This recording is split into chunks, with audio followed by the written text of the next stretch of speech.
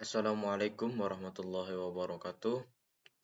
Perkenalkan, nama saya Wanda Gilang Ramadan, NIM 3520100335 dari kelas IE20C5.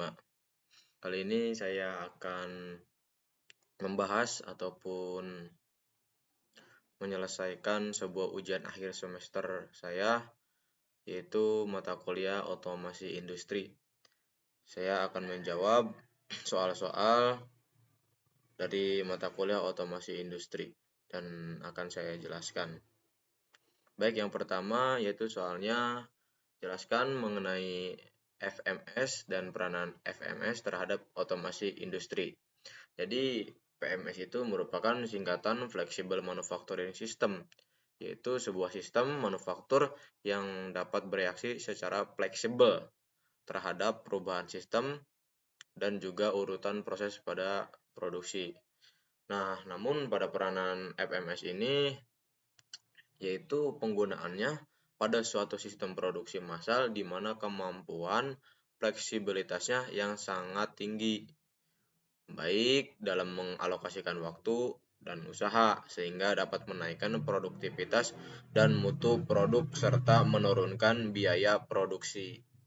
Selanjutnya nomor 2, industri 30, 40 dan juga industri 50. Dilihat dari sisi otomasinya dijelaskan dan jelaskan masing-masing dan apa yang membedakan dari ketiganya. Nah, untuk industri 3.0 ini yaitu peranan manusia di industri sudah mulai dikurangi. Kemudian digantikan dengan mesin-mesin pintar dan juga berteknologi khusus. Nah, maka digunakanlah komputer untuk mengirim dokumen, menghitung formula yang rumit, sampai membuat pencatatan keuangan. Untuk industri 4.0 atau 4.0 berfokus kepada pengembangan dunia digital dan juga internet. Berbagai inovasi seperti robot yang terhubung ke internet,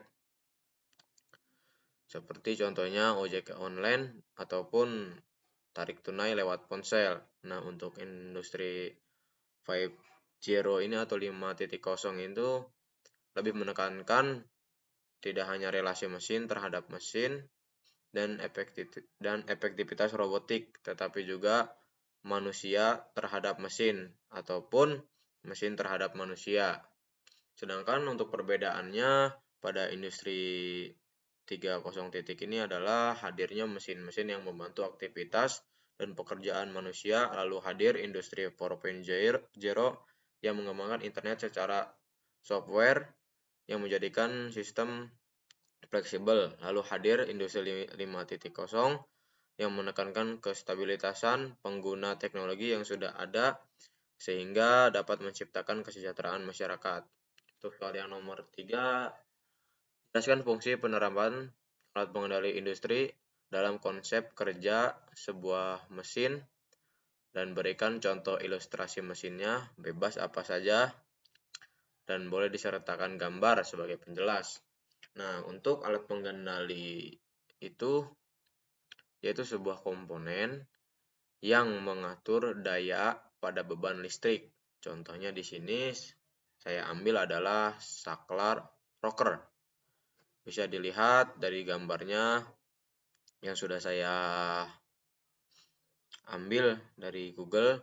Jadi terdapat dua tuas yang dapat ditekan dari atas ke bawah apabila tuas rocker pada angka 1 mengidentifikasikan bahwa posisi saklar on, dan apabila di posisi 0 maka itu diartikan sebagai posisi off. Untuk soal yang nomor 4, jelaskan tujuan memahami dasar gerbang logika. Gerbang logika memiliki fungsi untuk membentuk sirkuit digital yang terintegrasi.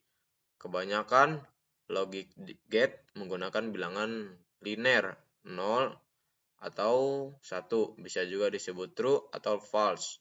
Biasanya terdiri dari dua buah nilai input dan satu nilai output. Nah, untuk tujuannya tersendiri adalah agar dapat memahami output yang akan dihasilkan dari banyaknya serangkaian inputan yang ada dalam sebuah program. sehingga kita dapat dengan mudah menjalankan sebuah program sesuai dengan kebutuhan kita. Untuk soal yang nomor 5, berikan penjelasan mengenai PLC dan juga cara kerjanya. PLC merupakan singkatan dari Programmable Logic Controller, memiliki kontrol program untuk menganalisa input atau sinyal input yang kemudian mengatur kondisi output sesuai dengan keinginan user. Dikendalikan dan dioperasikan oleh pengguna yang tidak memiliki pengetahuan di bidang pengoperasian komputer secara khusus.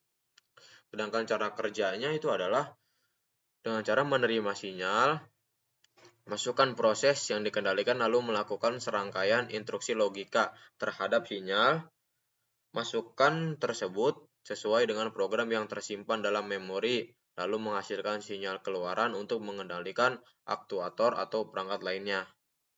Untuk soal yang nomor 6, PLC memiliki beberapa merek yang berbeda. Berikan tanggapan mengenai hal tersebut.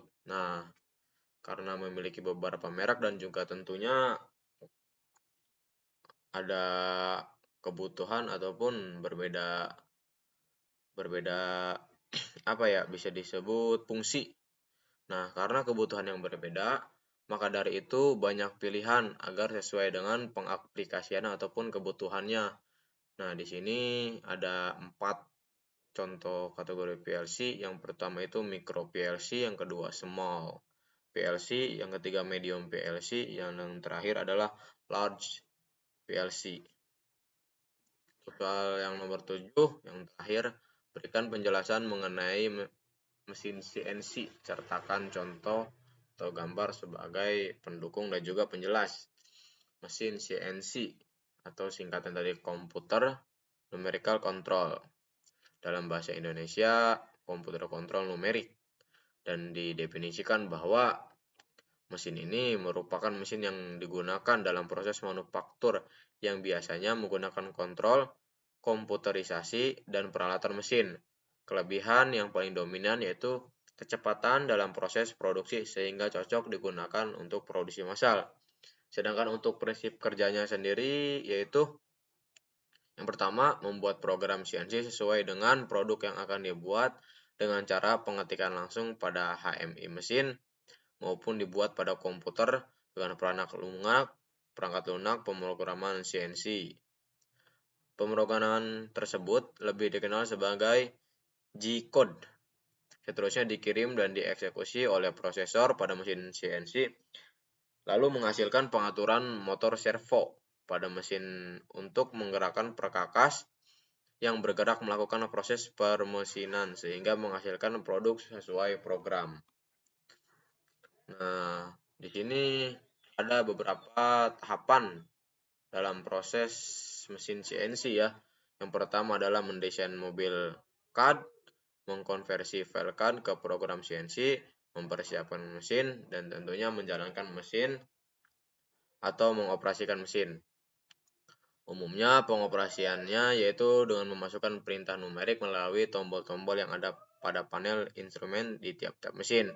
Nah, di sini bisa dilihat, ini ada contoh gambar mesin CNC dan juga di sana bisa kita lihat ada tabel ataupun ada tombol numerik yang bisa diakses. Lalu apa yang kita inginkan untuk memahat satu logam itu bisa diakses lewat komputer atau numerik tersebut. Itu saja penjelasan ataupun jawaban dari soal-soal ujian akhir semester dari mata kuliah otomasi industri. Terima kasih. Saya mohon maaf apabila ada penjelasan ataupun jawaban yang kurang tepat. Saya mohon maaf. Dan presentasi ataupun penjelasan saya tutup. Terima kasih. Wassalamualaikum warahmatullahi wabarakatuh.